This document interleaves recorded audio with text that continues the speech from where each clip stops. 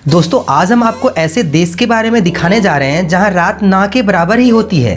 Area के हिसाब से तो ये देश का 12वां सबसे बड़ा देश है, लेकिन आबादी हिंदुस्तान के हर शहर से कम है।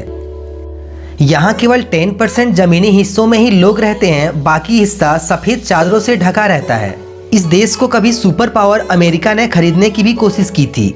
यह एक ऐसा देश है जो टेक्निकली यूरोप के किसी देश का हिस्सा है, लेकिन यहाँ चलती है इसकी अपनी सरकार। जी हाँ दोस्तों, आज हम बात करने जा रहे हैं यूरोप के एक बेहद खूबसूरत देश ग्रीनलैंड की। तो चलिए बिना देरी किए चलते हैं ग्रीनलैंड की एक रोचक सफर पर। दोस्तों क्या आपको पता है ग्रीनलैंड का मतलब क्या होता है? चलिए मैं बताता हूँ आपको। ग्रीनलैंड का मतलब होता है इंसानों का देश। आप तो बिल्कुल ये नहीं सोच रहे होंगे, है ना? दोस्तों ग्रीनलैंड का नाम सुनते ही हमें लगता है कि यहाँ बड़ी हरियाली होगी, लेकिन यहाँ बिल्कुल भी ऐसा नहीं है। हालांकि यहाँ के लोग बहुत कलरफुल होते हैं, तभी तो ग्रीनलैंड का एक एक घर आपको बहुत ही कलरफुल नजर आएगा। दोस्तों ग्रीनलैंड देश में तो वैसे भी कम लोग रहते हैं, तो वैसे में इंसानों का देश बोलने से बेहतर होता इसे बर्फों का देश कहा जाता।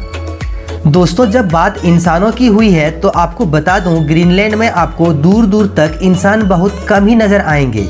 जी हाँ, ये देश क्षेत्रफल के मामले में दुनिया का 12वां सबसे बड़ा देश है, लेकिन यहाँ की आबादी है सिर्फ 56,000। दोस्तों ग्रीनलैंड एकमात्र ऐसा देश है जहाँ 10% के लैंड एरिया में लोग रहते हैं, क्योंकि ग्रीनलैंड सालों भर व्हाइट लैंड रहता है, मतलब कि यहाँ के 90% भाग बर्फ से ढका हुआ है।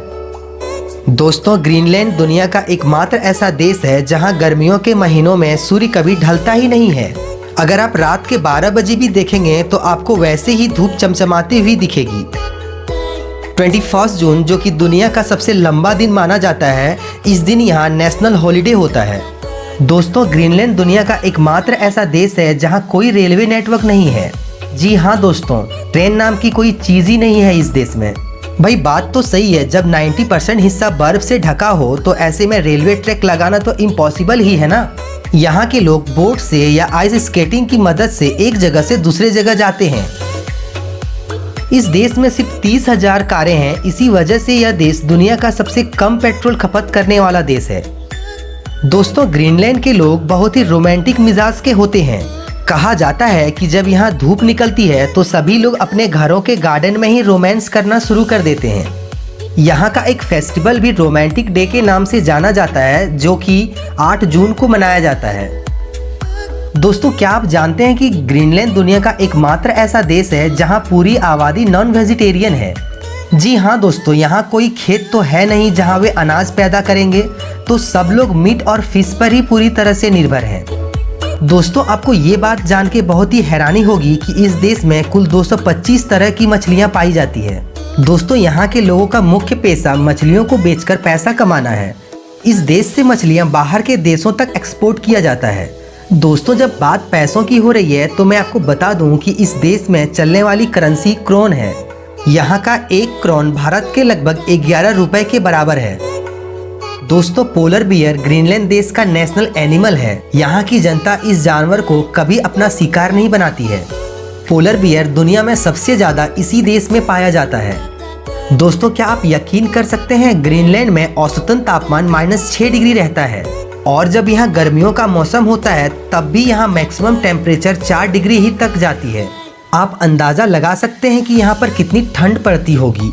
दोस्तों ग्रीनलैंड में 400 से अधिक अलग अलग तरह के फूल पाए जाते हैं। इसके अलावा बात की जाए जंगली जानवरों की तो रेनडियर, सफ़ेद खरगोश, आर्कटिक लोमड़ी, पोलर बियर जैसे जानवर यहाँ पाए जाते हैं। दोस्तों ग्रीनलैंड देश की राजधानी नुअक है, जहाँ इस देश की कुल 1/3 जनसंख्या रहती है।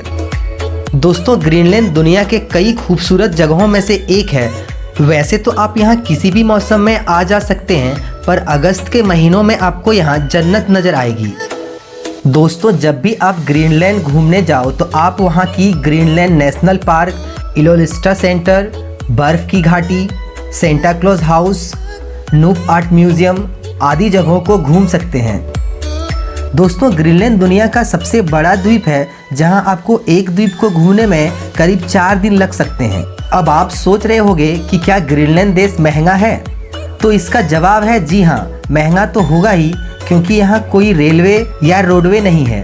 यात्रियों को पूरी यात्रा फ्लाइट से, बोट से या हेलीकॉप्टर से ही करनी पड़ती है, जिस वजह से ग्रीनलैंड काफ़ी महंगा देश बन जाता है।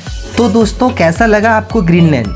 क्या आप कभी ग्रीनलैंड घूमने गए हैं? कमेंट्स करके ज़रूर बताइएगा। वीडियो को लाइक कर दीजिए और आप अगर चैनल पे नए हैं तो चैनल को सब्सक्राइब करके बेल आइकन को दबा लीजिए। मिलते हैं अगले वीडियो में। धन्यवाद।